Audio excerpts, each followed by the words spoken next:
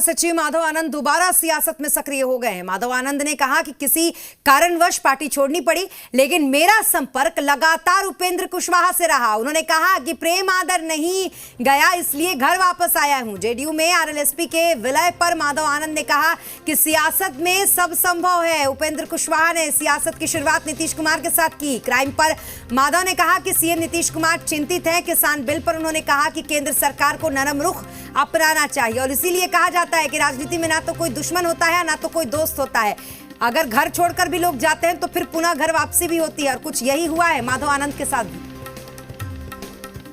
लगातार तेजी से गर्मी आ रही है। अब रालोसपा में दोबारा से सक्रिय हो गए हैं माधव आनंद।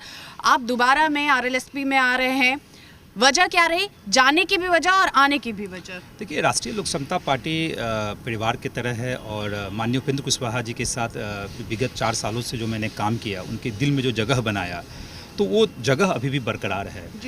भले ही मैं इस्तीफा दिया था, मैं इस चीज़ को एक्सेप्ट कर रहा हूँ, लेकिन उन्होंने कभी भी हम लोग की वार्तालाप बंद नहीं हुई। लगातार संवाद जारी था, बातचीत हो रही थी। उन्होंने भी जो है कई बार हम लोग की मुलाकात भी हुई है और उसी चीज़ को ध्यान में रखते हुए, अपने उद्देश्यों को ध्यान में रखते हुए, जो चुनाव से पहले जो मेरे उद्देश्य थे, जिस उद्देश्य की पूर्ति में मैं लगा हुआ था, उस उद्देश्य की पुनः प्राप्ति के लिए मैं जो है आज जो है से फिर सक्रिय हुआ हूँ राष्ट्रीय लोक समता पार्टी में।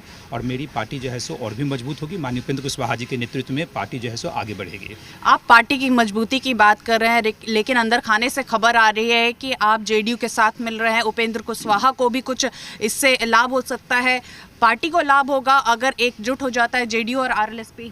देखिए, जहाँ तक उपेंद्र कुशवाहा जी और नीतीश जी की बात है, दोनों की जोड़ी बहुत पुरानी है।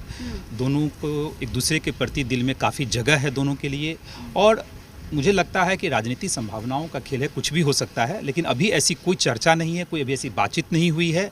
और राष्ट्रीय लोक समता पार्टी तेज़ी से जो है सो आगे बढ़ रही है। हम लोग का एक ही अभी उद्देश्य है कि संगठन जो है सो और मजबूत किया जाए और पूरी मेहनत के साथ जो है सो पार्टी को जो है सो आगे बढ़ाने का काम हम सब लोग मिलकर करें।